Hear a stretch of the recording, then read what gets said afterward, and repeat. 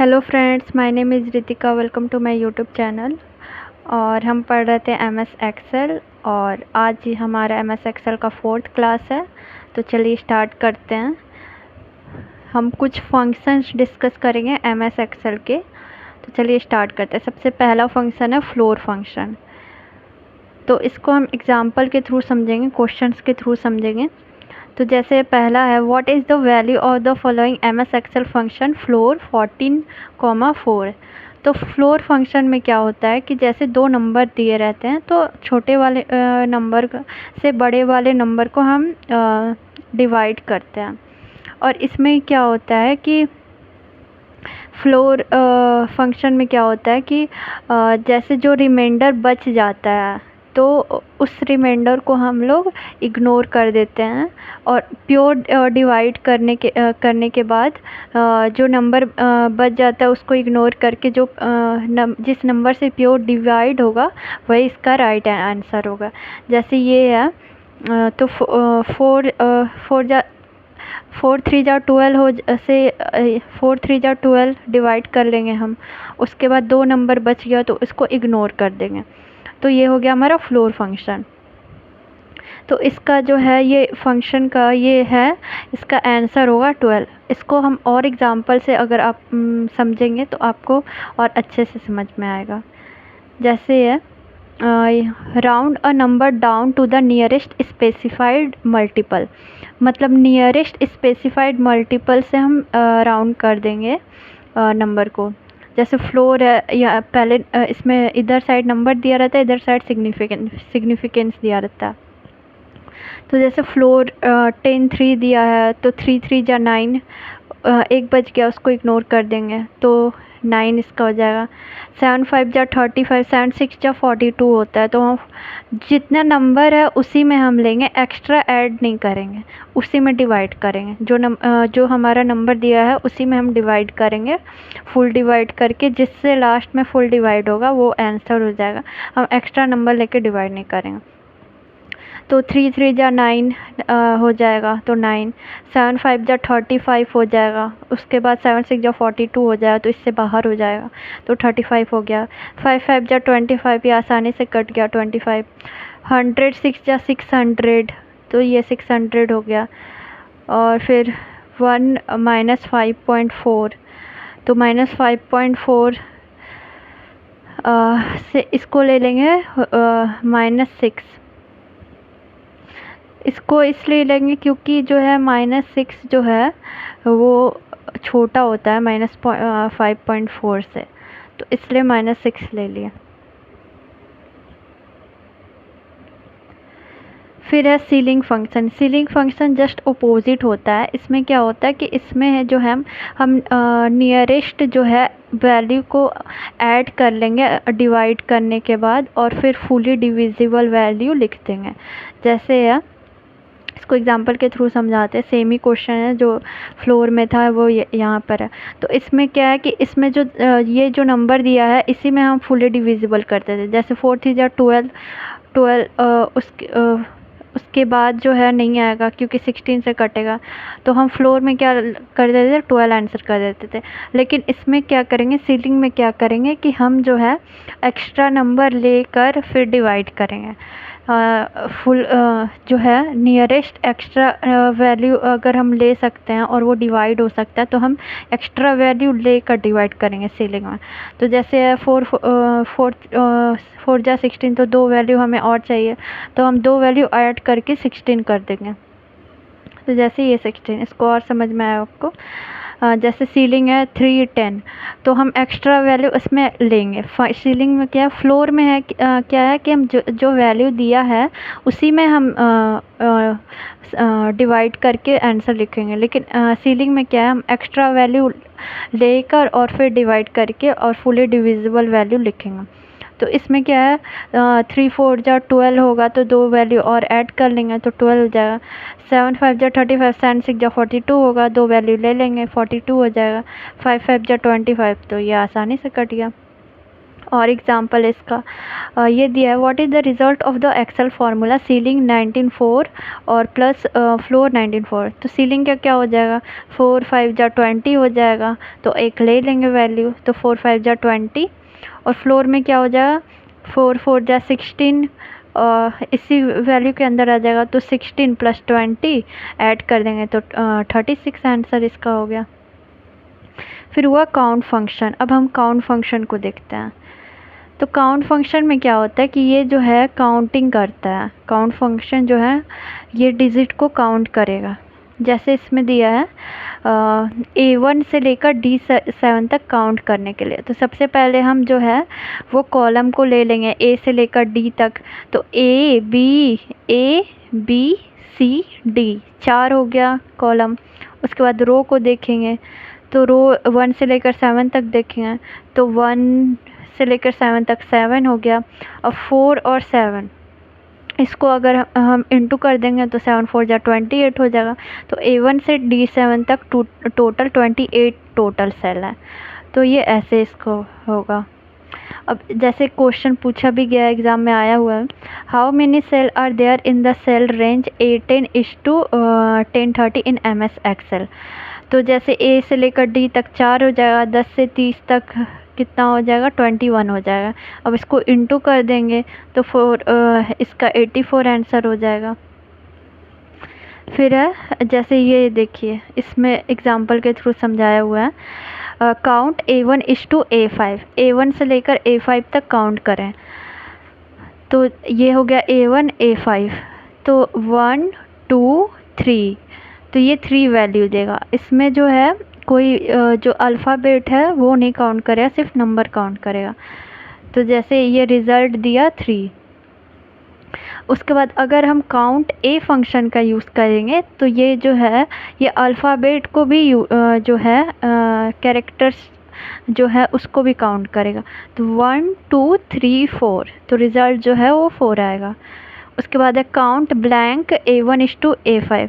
तो इसमें जो है ब्लैंक को काउंट करना है, A1 से A5 तक कितने ब्लैंक है उसको काउंट करें।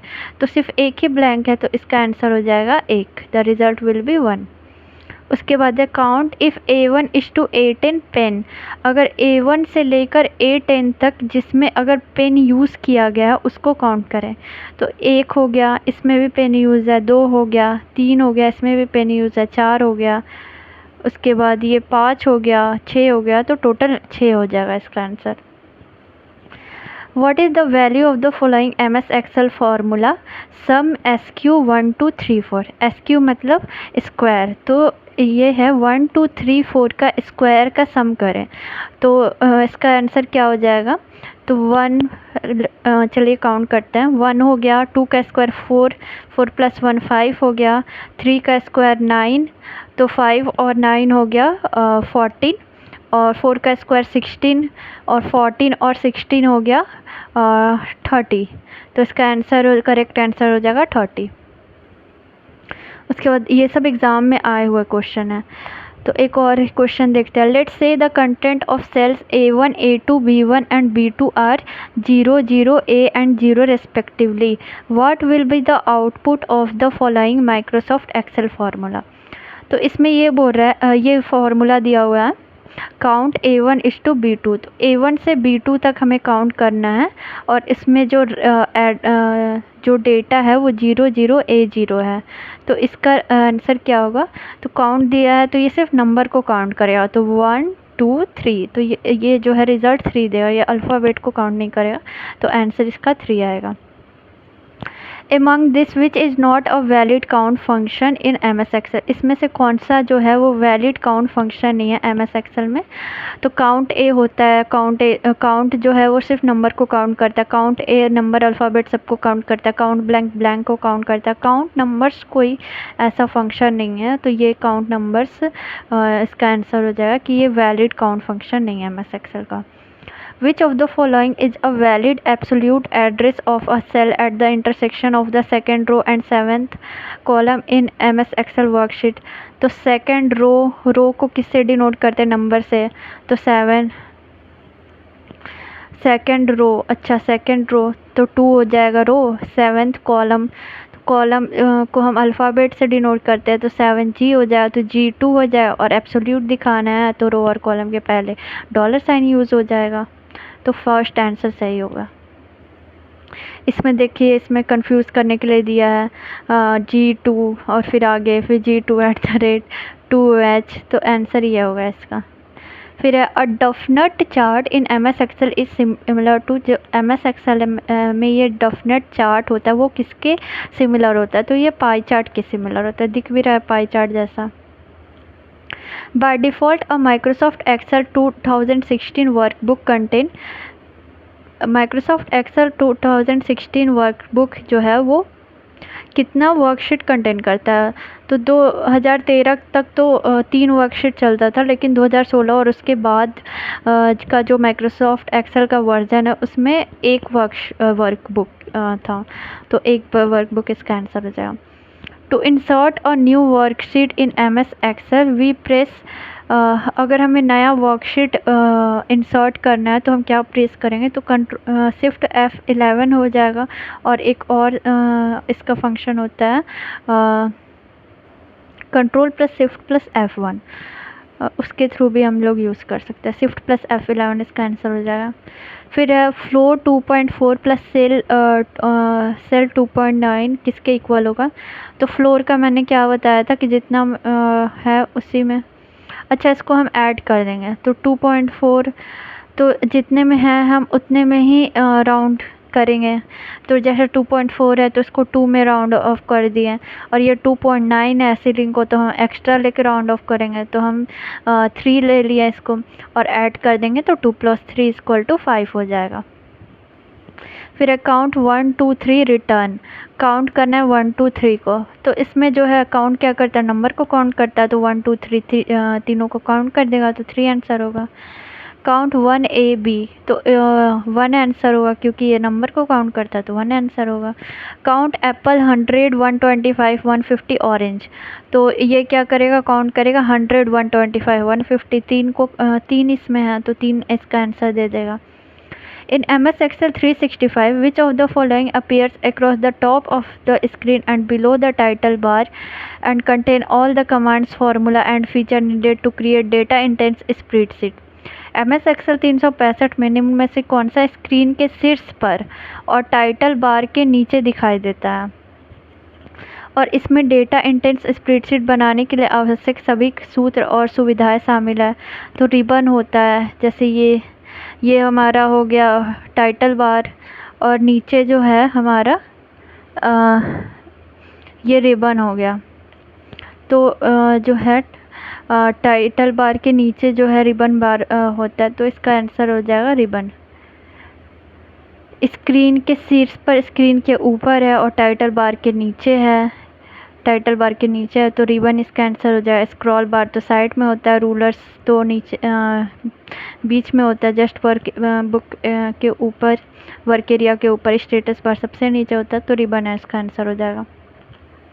Which of the following is the correct option in MS Excel 365 if a value in a cell of column A and row 10 is to be referred in a function or formula?